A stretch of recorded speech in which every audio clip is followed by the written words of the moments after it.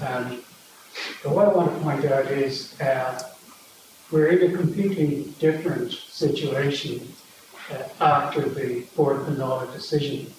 Up to then, it was perfectly possible for a small number of people to focus on getting together the original draft of the objection and indeed the final appeal that went into Board of McDonald.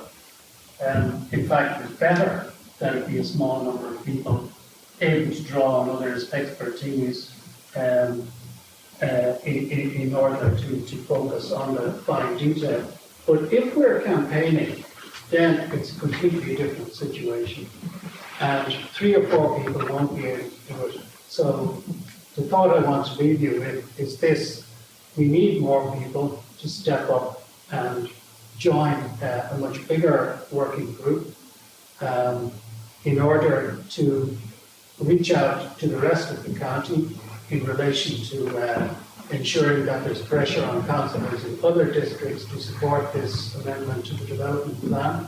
If there's a question of fundraising, we obviously need a lot more people, and preferably people with some expertise in that area. So it won't be just Liz, Bill, myself, and Andy from time to time, and other people. We need a much, much bigger group. So any of you who have got expertise, good ideas, which we've heard, time to donate, please sign up to actually work on it, because there's going to be a lot of work involved, and there will be a need for a lot more people to do that work. Yeah. There were a couple of things I was going to say. Just Conor was saying that, and I hear what he's saying about McDonald's being focus of all our anger and the chippers are worse. But fortunately, the chippers aren't as effective as fattening people as McDonald's. I mean, I go into Joker's the odd time, and you're there waiting 20 minutes for a burger. McDonald's, no, listen, they're grand, hunger rates, whatever, anyway.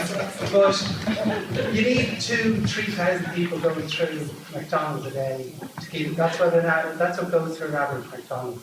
So that's what you're going to be talking. That's really, you're talking about children and the fat people. They're not running around. They're not going to be running around to Greystones. They're going to be crawling, and they'll have these mobility scooters. I've been on Facebook for the last couple of years having these arguments about why McDonald's shouldn't be here. And so you asked a very good question: why do councillors? Why are they allowing it through? If it's based on anything that I've heard from the arguments of people on Facebook, it's down to 2 things.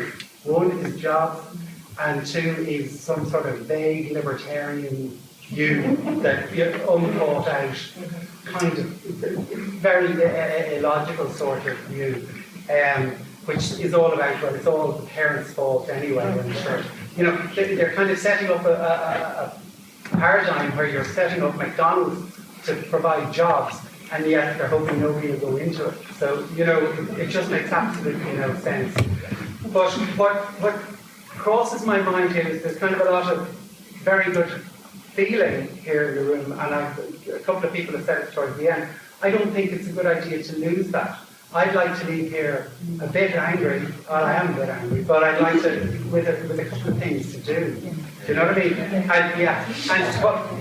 what we've got is, I've taken a couple of notes, and I hope somebody's taken better notes than me. But we've got a lot of nearly. We've nearly got a judicial review. We've nearly got TDs and talking to ministers. We've nearly got Temple Carry coming through to maybe do the judicial review. We've nearly got the NoFryZone. I mean, I think we can do some work. We've nearly put pressure on Lidl, and we've nearly created this huge amount of funding. And I'd like to maybe move on all of them. I think there's a lot of things that You're signing up there. I'm signed up already. But with this sort of scattergun but focused approach to say, listen, we're really going to to try and do something about this, because it is a bigger issue. And I think you said as well before, I think we have to appeal to schools and communities around the country. I think I'd like to convert the Temple Carrick, which is kind of maybe our best possible, and again, I really can't weigh up what the best chance for our judicial review is. I can't make it out how good a chance there is. But I'd like to support, I'm sure cost is a consideration, and if the TDs or ministers could support Temple Carrick, I'd like to leave this room and sort of say, well, look, I'll try and do some fundraising and try and do some sort of help them with. Grace, you're